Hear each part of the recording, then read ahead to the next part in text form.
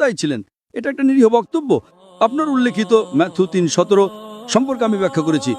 এখন আপনার দ্বিতীয় ধৃতি জনদ্ধে 3:18 নিয়ে আসছি। খ্রিস্টান মিশনারিরা বলেন না না ভাই জাকির, যীশু খ্রিস্ট তার প্রতি শান্তি বর্ষিত হোক সাধারণ পুত্র নন, তিনি ঈশ্বরের একমাত্র জন্মগত পুত্র।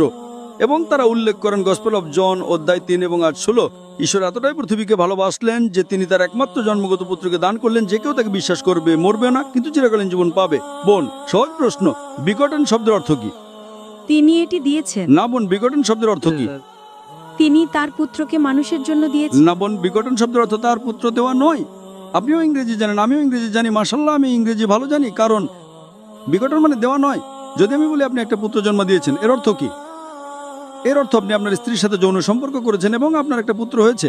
জন্মদান নিম্নতর প্রাণীদের জন্য তার একটা কাজ। কিভাবে আমি এই কাজকে সর্বশক্তিমান ঈশ্বরের জন্য ব্যবহার করব? ঈশ্বর কার সাথে যৌন সম্পর্ক করেছেন? কে সে?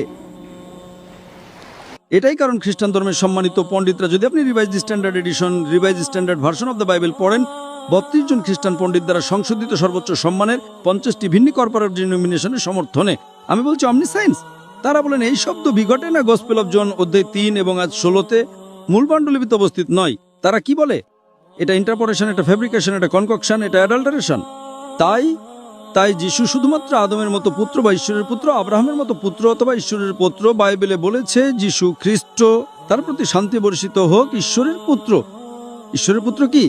ঈশ্বরের নবী। তাই আমার কোনো সমস্যা নেই যে সত্যিই যিশু খ্রিস্ট তার প্রতি শান্তি বর্ষিত হোক ঈশ্বরের নবী এবং রাসূল ছিলেন, কিন্তু তিনি ঈশ্বর ছিলেন না। আশা করি এটা আপনার প্রশ্নের উত্তর দেয় বোন। তাহলে এখন বোন, অনেক ধন্যবাদ ডক্টর জাকির। বোন, এখন কি আমরা ভূমিকা উল্টাতে পারি? আমি খ্রিস্টান ধর্ম গ্রহণ করতে প্রস্তুত যদি আপনি প্রমাণ করেন তিনি ঈশ্বর। আপনি কি এখন ইসলাম গ্রহণ করবেন? আমার এখনো কিছু জিনিস স্পষ্ট করার আছে। আপনাকে স্বাগতম বোন। কেন কেন মুসলমানরা ঈশ্বরের পুত্র বিবৃতি থেকে বিরত থাকেন? কেন? ইয়েস, প্রশ্নের উত্তর দিলে আপনি কি ইসলাম গ্রহণ করবেন? এটা প্রতিযোগিতা নয়। আমি মনে করি বিশ্বে মুসলিমদের বিশাল জনসংখ্যা আছে। আমাদের বিশ্বাসী দরকার, আমাদের শুধু নামের মুসলিম দরকার নয়। হ্যাঁ, তাই আমরা কাজের মুসলিম চাই। তাই আমরা কাজের মুসলিম হাতে চাই, নামের নয়। বোন, আপনার প্রশ্নে আসছি যে কেন মুসলিমরা ঈশ্বরের পুত্র হিসেবে ব্যবহার থেকে বিরত থাকেন। খুব ভালো প্রশ্ন, এবং সেটাই কারণ বোন, যদি আপনি কোরআন পড়েন, কোরআনে আল্লাহ সুবহানাহু ওয়া তাআলার 99টি গুণবাচক নাম আছে। রহমান, রহিম, মালাকিম, সর্বদয়ালু, সর্বকরুণাময়, সর্বজ্ঞ।